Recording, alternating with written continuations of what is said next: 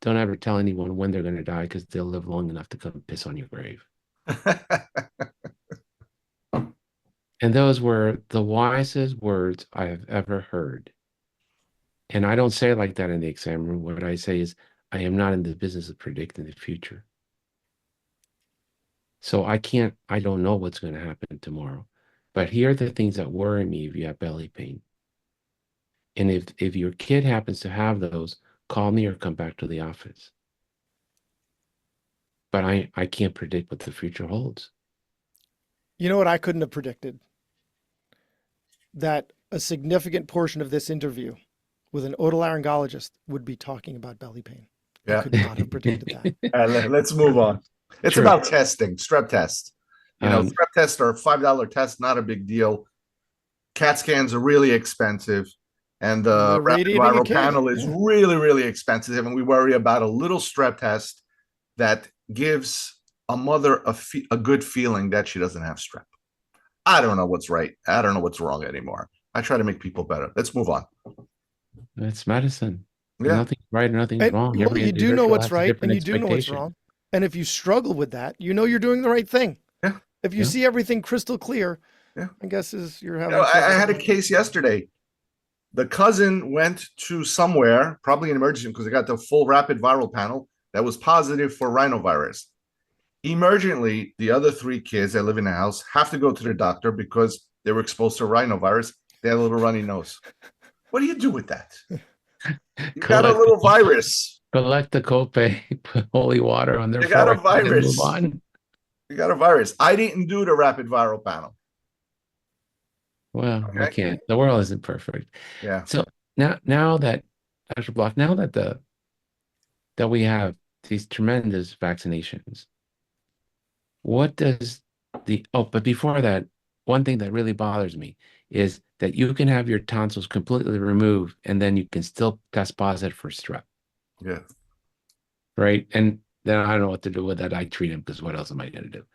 But what does an PENTs do today when, so many of the ear infections are gone, the recurrent sinus infections are gone, since we started vaccinated with a pneumococcal vaccine, and I would venture to say some more of these ear infections and chronic respiratory problems will be lessened by the monoclonal antibody for RSV.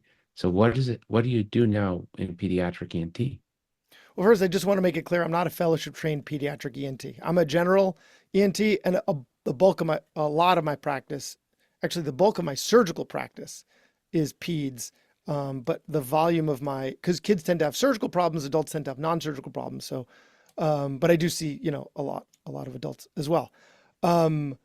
I think the vaccines are working better in Virginia than they are on Long Island, from what you're describing, because we see Okay. lots of sinusitis, we see lots of otitis media, we see lots of enlarged tonsils and adenoids. We're seeing kids getting viral upper respiratory tract infections that lead to adenotonsillar hypertrophy. Actually, it's hyperplasia technically, but we call it hypertrophy.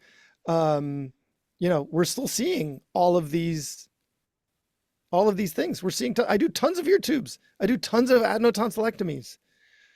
I do sinus surgery on mainly adults, because these things are still a problem and a common problem. Less frequently in the summer months, certainly, but school started again. I'm going to be seeing tons of them. My schedule is going to be filled with ear tubes, tonsils, and adenoids again, very soon. So from your perspective, you haven't seen less consults for tubes than you did maybe 10 years ago? No. Wow. No, I haven't seen a significant change.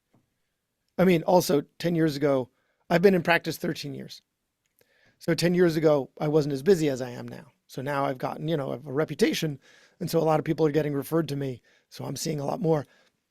Maybe other people are seeing fewer. I don't know. Maybe it's just But on Long Island, it's it's become extremely difficult to get an ENT appointment with somebody that sees children. There's less and Really? less of you guys. Yes. Well, there's a Maybe quirk that's to what it that. is. Yeah. There's a quirk to that. There was a particular brand of managed Medicaid that I take, and nobody east of me on Long Island takes. And George, you were east of me. So, and when Stony Brook University lost their pediatric otolaryngologist, I don't know if they've hired a new one yet. Basically, everyone who has that particular brand of, there are people who see adults that take that type of Medicaid, managed Medicaid, but I am the only one.